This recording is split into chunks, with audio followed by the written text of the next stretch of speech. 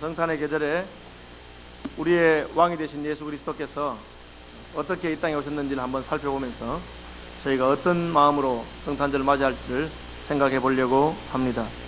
예수님이 탄생하시는 그때에 로마의 황제 아구스도, 가이사 아구스도는 명령을 내려서 천하가 다 호적하도록 명령했습니다. 일종의 인구 센서서인데 그냥 자기가 사는 주민등록지에서 인구조사를 한 것이 아니고 자기의 고향 호적지로 가서 거기에서 자기 이름을 등록하라고 그렇게 명령을 내린 것 같습니다.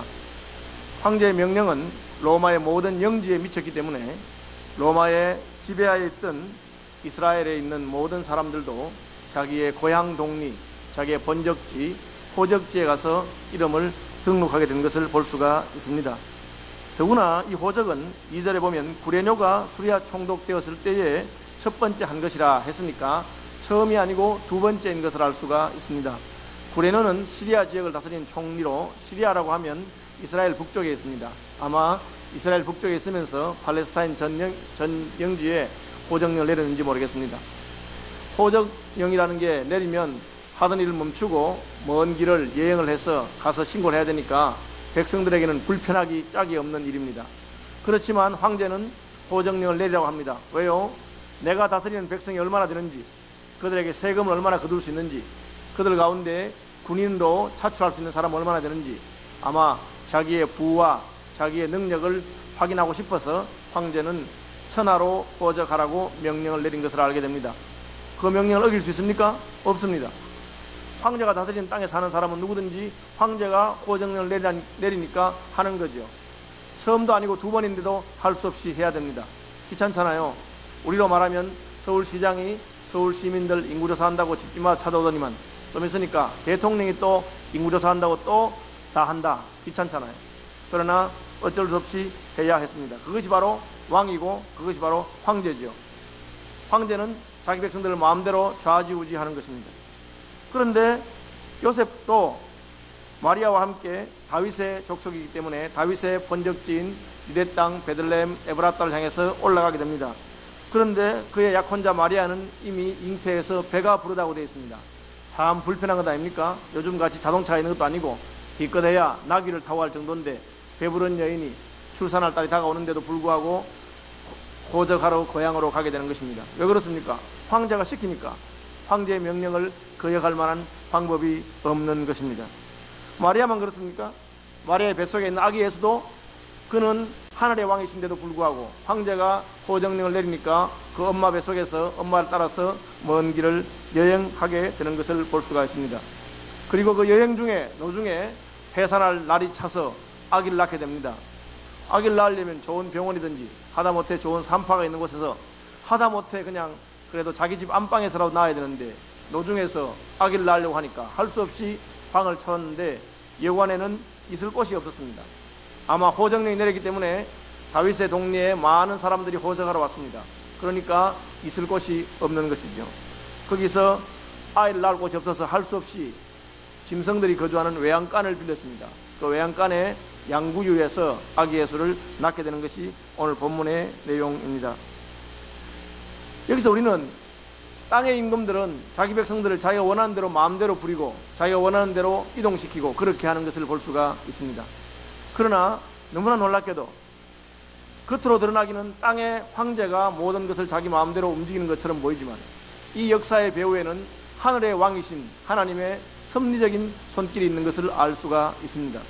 하나님의 섭리가 왜 필요합니까? 하나님께서는 일찍이 메시아가 유대 땅 베들레헴 에브라타에 탄생할 것을 약속하셨습니다. 그런데 메시아의 어머니가 될 믿음의 여인은 유대 땅에 살지 않냐고 저기 갈릴리 나사렛 동리에 살고 있는 것입니다. 하나님께서는 메시아의 모친으로 믿음의 여인 마리아를 택했는데 마리아와 요셉은 나사렛에 살고 있습니다. 그런데 성경의 예언은 메시아는 베들레헴에 태어난다고 예언되어 있는 것입니다. 그래서 하나님께서는 왕으로 하여금, 황제로 하여금 호적령을 내려서 무슨 일이 일어났는지 모르지만 호적하는 것 때문에 모든 사람들이 고향 동리로 가게 되고, 그리고 그 황제의 명령이 급박했기 때문에 임신한 마리아도 약혼자 요셉을 따라서 고향으로 가다가 베들레헴에 도착했는데 이제 진통이 시작되고 아기를 낳게 된 것입니다. 그래서 겉으로는 황제가 사람들을 귀찮게 하는 것 같지만 그 배후에는 하나님의 놀라운 섭리가 있어서 마침내 구약 성경에 예언한 그대로 메시아가 약속하신 동네 유대 땅 베들레헴 에브라타에서 출산하게 되는 것을 우리가 알 수가 있습니다. 그러면 우리는 이 땅에 권세 있는 자들이 통치하고 이 땅에 황제가 모든 것을 움직이는 것 같지만 그 배후에 여전히 하나님의 놀라운 섭리가 있는 것을 믿음으로 받으시기를 바랍니다. 저는 지난번에 북한에서 김정일이 죽고 그 아들 김정은이가 이어받는다 할 때 너무너무 싫었습니다. 그래서 기도도 여러 번 하고, 하나님 이게 뭡니까? 대를 이어서 충성한 것도 참 기가 막힌 노릇인데 3대를 이어서 무슨 이 안 되겠습니다. 하나님 제발 3대째 이렇게 통치하지 못하도록 해달라고 제가 여러 번 기도했습니다.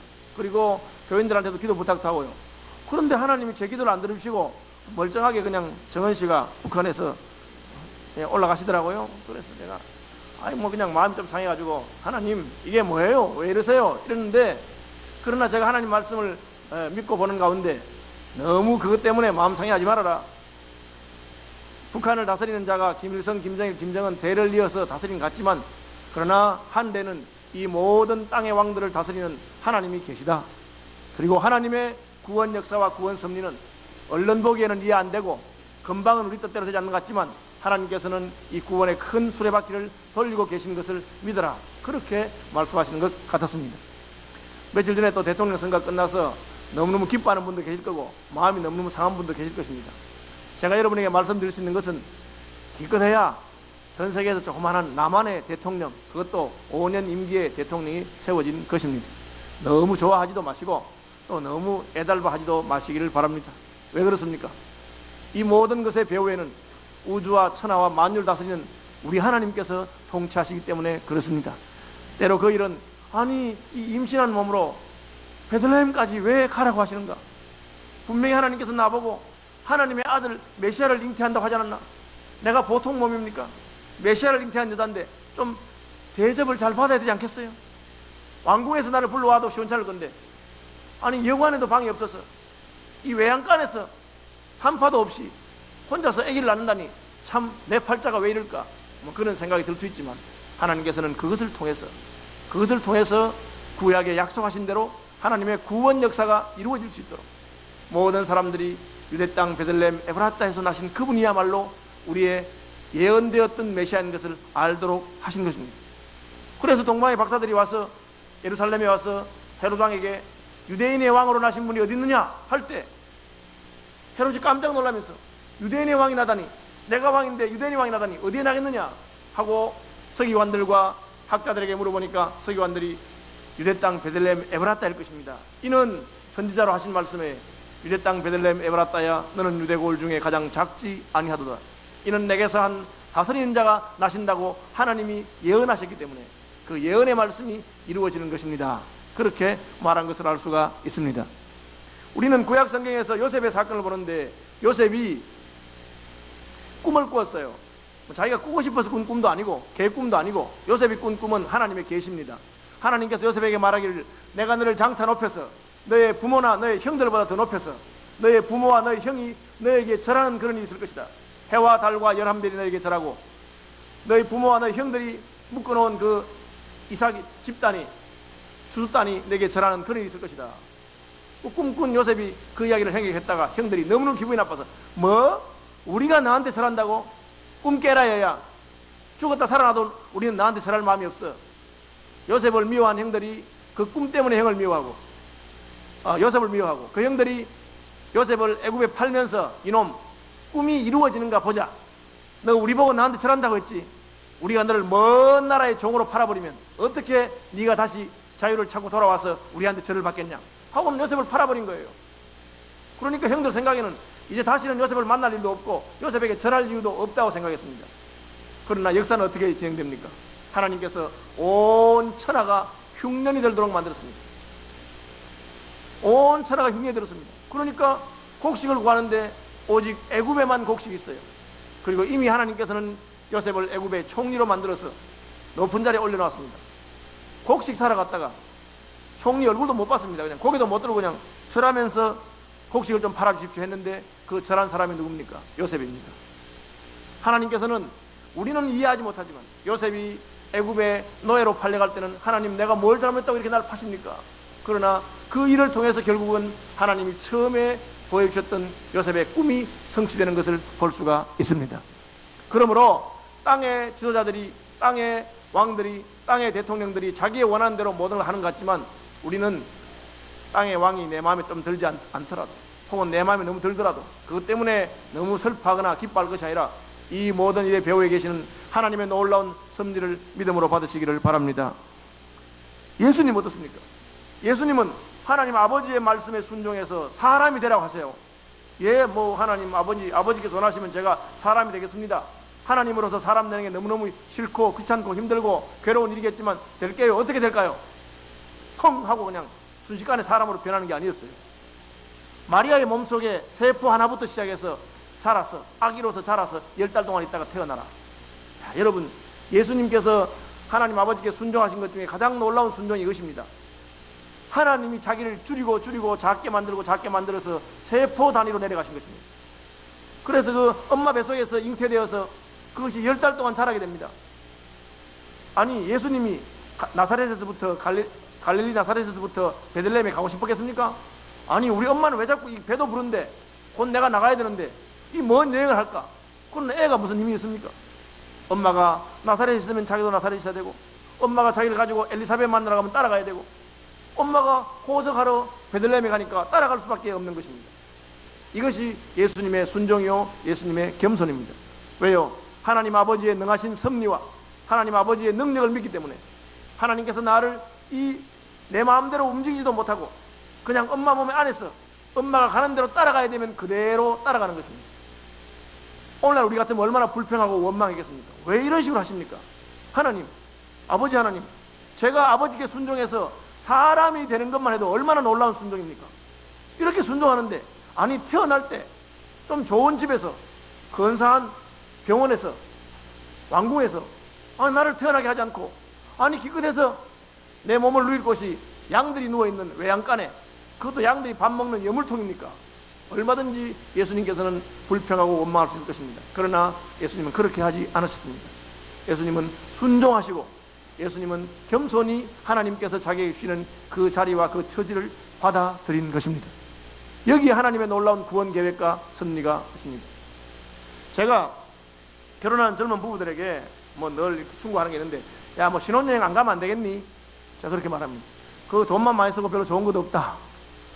그 돈 아껴서 그냥 1년쯤 있다가 부부끼리 청바지 입고 놀러 가면 훨씬 재밌는데 그렇게 가라. 그런데 아무도 내 말 안 들어요.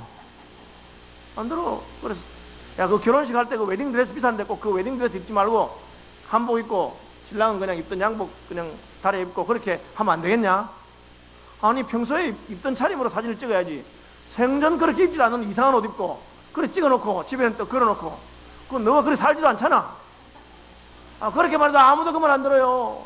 제가 얘들이 내 말로 안 듣는가 이렇게 생각해보니까 역지사지라고 형편을 바꿔놓고 가만히 생각해보니까 또 이해가 되는 점이 있어요. 왜냐하면 아니, 목사님 그걸 모르십니까? 아니, 우리가 언제 저런 좋은 데 가보겠습니까? 신혼여행이니까 가보지. 그래서 평생 못 가보니까 신혼여행 때라도 한번 가보려고 좋은 데 가는 거 아니겠어요? 빚내서라도 갈 겁니다. 저희는 그렇게 하고 사진도 그냥 막 아주 그냥 왕자처럼 공처럼 그렇게 찍어요. 살기는 그렇게 못 살면서. 왜 그렇게 찍냐 하니까 그 평소에 못 사니까 사진이라도 하나 찍어서 놔놔야 기분이라도 안 좋겠냐고 그렇게 하는 거예요. 그 마음을 뒤집어 생각해 보면 예수님께서도 아니, 하나님 아버지, 제가 말이에요, 앞으로 사람이 돼서 죽도록 고생하고 하나님 시킨 대로 수고하고 마지막에는 십자가에 못 박혀서 죽으려고 하는데, 아니, 태어날 때는 그래도 좀 괜찮은데 태어나게 해주셔야지. 아니, 초반부터 이게 뭡니까 하나님? 예수님 그렇게 하지 않았습니다.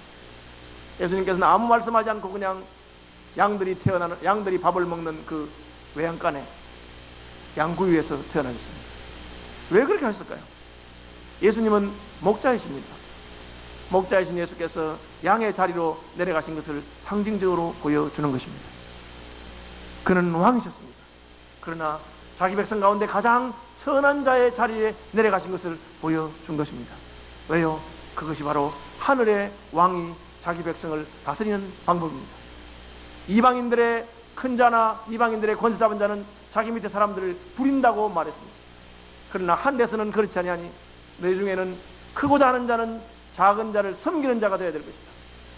그것이 하나님의 왕의 통치 방식인 것입니다. 하나님 아버지께서는 하나님이 힘으로 우리를 통치하려고 하면 얼마나 쉽겠어요. 저는 그 전도한다고 우리 힘을 쓰는데, 우리가 전도하면요, 전도받는 사람들이 그렇게 어시될 수가 없어.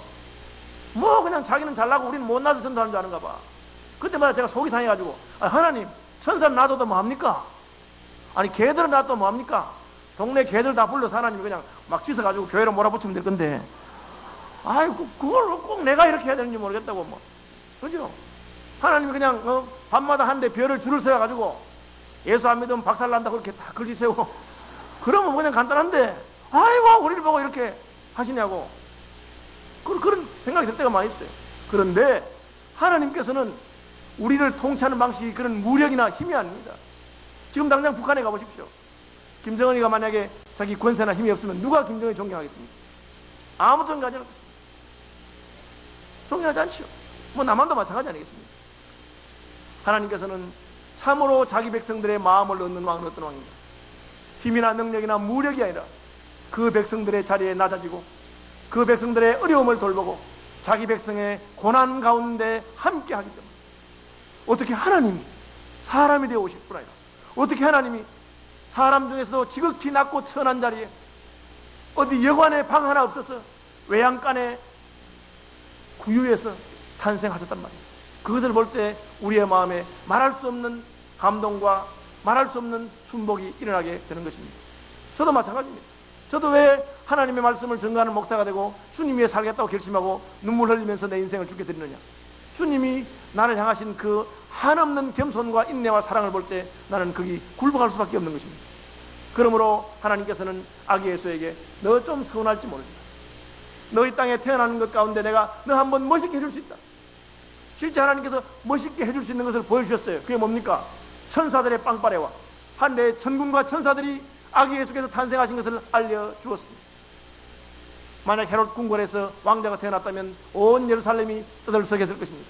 그러나 한때 하나님, 하늘의 왕이신 하나님의 아들이 태어났는데도 아무도 알지 못하고 있습니다. 하나님께서는 내가 얼마든지 너를 높일 수 있고 얼마든지 너에게 영광을 돌릴 수 있다. 하나님께서는 빈 들판에서 천사들을 보내서 시위했습니다. 밤중에 빈 들판에 누가 봅니까? 하나님께서는 사람들에게 알리는 게 목적이 아니기 때문에 밤중에 빈 들판에서 천사들을 통해서 기별을 했습니다. 그런데 그것을 보고 있던 사람들이 있습니다. 누굽니까? 양을 치던 목자들입니다. 목자들이 양떼를 보호하기 위해서 집에서 자지 못하고 양틈에 끼어서 같이 자는 몇몇 목자가 있었습니다. 그들은 그야말로 목자 중에서도 제일 밑에 있는 사람이라고 할 수 있습니다. 목자장쯤 되고 높은 사람은 아마 집에 가 잤겠죠. 그날 밤에 당번이 되어서 자기 양떼를 지키던 그 가장 낮은 목자들은 그 밤에 천사들이 한 데서 하나님의 아들 메시아가 탄생하신 것을 선포하는 것을 보게 됩니다. 하나님의 섭리는 놀라운 것 같아요. 잘난 자나 부유한 자나 큰 자가 하나님의 은혜를 먼저 받는 것이 아닙니다. 때로는 고통 가운데, 절망 가운데, 낙심 가운데, 좌절 가운데서 하나님을 만나게 되는 것입니다. 하나님께서는 자기 아들 메시아가 이 땅의 모든 연약한 자, 가난한 자까지도 책임지고 돌보는 것을, 붙들어주는 것을 보여주는 것입니다. 여러분, 이번 대통령 선거에 보니까 양 진영에서 한 사람이라도 더 자기를 지지하는 사람을 끌어당기기 위해서 아주 재밌는 일 많이 하대요. 그죠? 그래서 뭐 진짜 수십 년 동안 이쪽 진영에 있던 사람을 저쪽 진영에서 끌어당기가 하는데, 그래도 주로 잘난 사람, 주로 똑똑한 사람, 주로 말 잘하는 사람, 그런 사람을 불러다가 자기 편에 끌어들이는 것을 보게 됩니다. 그야말로 사람들이 무시하고 멸시하고 그런 사람들은 관심을 기울이지 않습니다. 그러나 우리 구주 예수 그리스도가 탄생하실 때 하나님께서는 들판의 목자들에게, 그야말로 짐승들과 같이 밤을 보낼 수밖에 없는 그 목자들에게 먼저 나타나셨습니다. 이것이 하나님의 은혜가 지극히 낮은 자에게까지 임하시는 것. 우리 하나님께서 우리의 왕으로 보내신 예수님은 겸손하시고 낮은 왕이신 것을 증거하는 것입니다. 성탄의 계절에 저와 여러분이 이것을 잊어버리지 않았으면 좋겠습니다. 하나님의 은혜가 우리에게 임함으로 말미암아 우리가 구원받는 하나님의 백성이 되었습니다. 우리가 가진 것도 없이 없는 척하면 그건 뭐 겸손도 아니고 비굴함이겠죠. 그러나 우리는 이미 천하를 다 가진 자인 것을 마음에 기억하시기를 바랍니다. 예수와 함께 모든 것을 가졌습니다. 우리는 아무리 낮아져도 그것은 우리의 겸손일 수밖에 없습니다. 왜? 이미 주와 함께 왕노릇 할 것이 결정되어 있고 이미 하나님의 자녀가 되었기 때문입니다. 예수 그리스도께서 외양간에 나셨다고 해서 그분의 영광과 존귀가 없어지는 것이 아닙니다.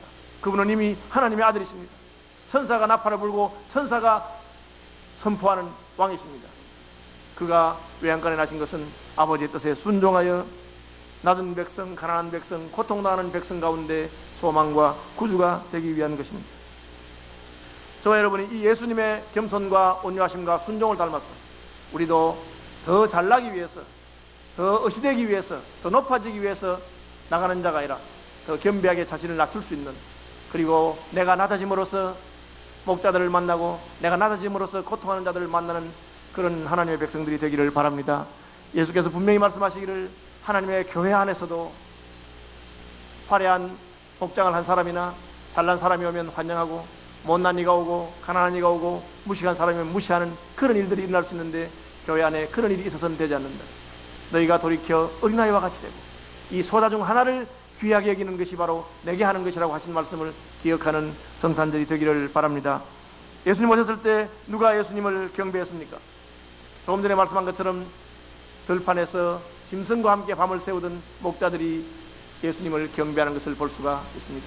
때로 우리가 가장 힘들고 어렵고 천한 자리에 있을 때 하나님께서는 우리 눈을 열어서 천사들을 보게 하시고 우리 눈을 열어서 아기 예수를 만나게 하십니다. 왕이 났다고 했습니다. 가보니까 왕은커녕 외양간에 양구유에 아기가 하나 있습니다. 그런데 그것이 바로 메시아였습니다. 목자들은 천사들의 말을 따라서 그 외양간 양구유에 아기 예수에게 경배하는 것을 보게 됩니다. 우리가 참된 경배라고 하는 것은 우리가 잘났을 때 아니라 우리가 못났을 때, 우리가 잘 나갈 때가 아니라 우리가 어려울 때 하나님께 경배할 수 있다는 것을 기억하시고, 여러분의 인생 사례가 힘들고 어려워도 낙심하지 말고 내가 힘들고 어렵지만 그렇기 때문에 주님은 더욱 의지하게 되지 않았나, 큰 풍파가 일어나기 때문에 세상 줄 끊어지고 오직 주님만 붙들게 되지 않았나, 그런 것으로 믿음의 위로를 삼으시기를 바랍니다. 누가 하나님께 영광을 돌립니까? 예수님께서 예루살렘 성전에 갔을 때 시몬과 안나가 하나님을 경배하는 것을 보게 됩니다. 안나는 84살이라고 되어 있어요. 그죠? 지난번 개역 성경에는 과부된 지 84년이라고 되어 있어요. 이게 그 헬라어가 약간 번역이 애매해서 과부이고 84살이다 그렇게 번역할 수도 있고, 과부된 다음에 84년이다 이렇게 애매한 거예요. 어느 쪽이든 간에 나이가 아주 많은 할머니입니다. 과부입니다. 소망이 없어요.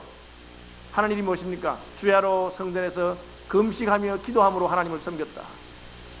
그 뭐 금식하고 기도하는 건 남이 알아주는 것도 아니고 혼자 사는 것입니다. 그런데 하나님은 알아주고 계셨습니다. 뒷방 늙은이죠? 시몬도 마찬가지 아닙니까? 성전에 있습니다. 이스라엘의 위로를 기다린다. 그 말은 위로가 없다는 것이죠. 위로받아야 될 형편에 있다는 뜻이죠. 이스라엘의 위로를 기다리고 있는 사람입니다. 그러나 하나님의 성령은 그 위에 함께하는 분이었습니다. 그런 이들이 예수 그리스도를 만나고 메시아를 알아보는 눈이 열리는 것입니다. 여러분, 우리 눈이 너무 밝아서 너무 세상의 이익에 밝고 돌아가는 것에 밝기 때문에 때로는 하나님이 눈에 보이지 않을 수가 있습니다. 낮은 데로 임하신 예수님께서는 빈들의 목자나 혹은 늙어서 사람들이 별로 인정하지 않지만 성전에서 이스라엘의 위로를 사모하는 이들에게 나타난 것을 알 수 있습니다. 우리도 주님을 보는 눈이 열리게 되기를 바랍니다.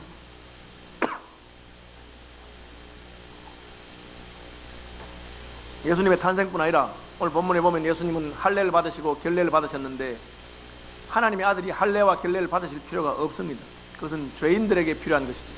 그러나 순종하셨습니다. 12살에 예루살렘에 올라가셨는데 예루살렘 성전에서 서기관들과 율법학자들과 토론하고 계셨습니다. 성전에서 제사를 지낸 다음에 마리아와 요셉은 자연스럽게 12살짜리 예수가 따라올 줄 알고 그냥 집으로 갔습니다. 가다가 하루 이틀 사흘 지났는데 아들이 없어요. 놀라서 찾아와 보니까 성전에서 학자들과 토론하고 계셨습니다. 그래서 아니 제 어린아이가 왜 학자들하고 무슨 얘기를 하느냐. 그래서 마리아가 너 여기서 뭐 하느냐. 예수님 하신 말씀이 내가 내 아버지 집에 있어야 될 줄을 모르셨습니까? 그렇게 말했습니다. 이 말은 예수님이 아직 어렸지만 자기가 하나님의 아들인 것을 인식하고 있다는 것을 말합니다. 그러니까 마리아가 말합니까? 아버지 집에 있어야 될 줄 알지 못하십니까? 하니까 마리아가 깨닫지는 못하고 50절 그 부모가 그가 하신 말씀을 깨닫지 못하더라. 이 부모가 자식을 이해하지 못해요. 메시아이기 때문에. 그러면 예수님께서 그 부모에 대해서 무시하셨습니까? 51절 예수께서 함께 내려가사 나사렛에 이르러 순종하여 받으시더라 그렇게 말했어요. 이것이 예수님의 겸손입니다. 하나님의 때가 될 때까지 자기를 낮추시고 겸비하게 있는 것입니다. 여러분, 부모님 세대가 여러분 세대를 이해하지 못할 수 있습니다. 그러나 하나님의 때가 될 때까지 겸비하게 받들어 섬기는 것이 옳습니다. 그렇죠? 이번에 무슨 그 대통령 선거하면서 세대 간에 무슨 전쟁이 나가지고 뭐 50대가 이기고 20대가 졌다 하니까 저는 뭐 인물하고 관계없이 20대하고 50대하고 붙으면 저는 20대 편 드는 사람이에요. 그런데 뭐 결국은 뭐 그렇게 됐어요. 그죠? 저는 투표는 안 했습니다, 사실은. 왜? 이게 20대하고 50대하고 싸우는 게 너무 싫어서. 저는 50대인데 20대하고 50대 싸우는 게 싫어서. 이게 왜 우리가 그건 뭐 제 마음에는 아니 이분이 되나 저분이 되나 우리의 왕은 예수님 아니신가? 무슨 큰 차이가 있겠는가? 그냥 뭐 되면 좋지만 안 돼도 하나님께서 다 간섭하시겠다 이런 믿으면 되는데, 근데 마음들이 너무 이렇게 첨예해요. 어른들은 이 나라를 살린 사람이 누군데 이것들이 하고 이렇게 생각하고, 젊은 사람들은 영감제들 다 죽어야지 뭐 이런 식으로 이게 뭐 말이 안 되는 그런 이야기 하니까. 여러분, 어쨌든 예수님께서 하신 말씀을 마리아와 그 어머니가 이해하지 못했습니다. 믿음의 사람들입니다. 이해 못했습니다. 그러나 예수님이 어떻게 하십니까? 가서 받들어 순종했습니다. 젊은 사람에게는 다음 세대의 젊은 사람의 때가 오고 또 하나님께서 그를 부르실 때가 있는 것입니다. 이것이 겸손입니다. 왜요? 예수님께서는 하나님 아버지의 통치하심을 믿었기 때문에 그렇습니다. 내 아버지께서 통치하시고 때가 되면 나를 부르실 날이 있을 것입니다. 그때 하나님이 나를 쓰시는 것입니다. 여러분, 성탄의 계절에 겸손한 마음으로 하나님의 섭리 앞에 자기를 낮추시기를 바랍니다. 하나님께서 역사하실 것이다. 그리고 나는 순종하고 받들어 섬기면 때가 되면 하나님께서 자기 구원을 이루시고, 그리고 지금은 왜 일이 이렇게 돌아가는가 내 마음에 안 들어도 이 모든 것을 합력하여 자기 백성에게 유익하게 되는 분이 하나님이신 것을 믿으시기를 바랍니다. 그리고 우리가 할 것은 낮은 자, 고통당하는 자, 사람들이 외면하는 자에게 주의 복음과 사랑을 전가하고 주님이 나아가신 것처럼 내가 그들 가운데 갈 수 있는 은혜를 구하는 것인 줄로 믿읍시다.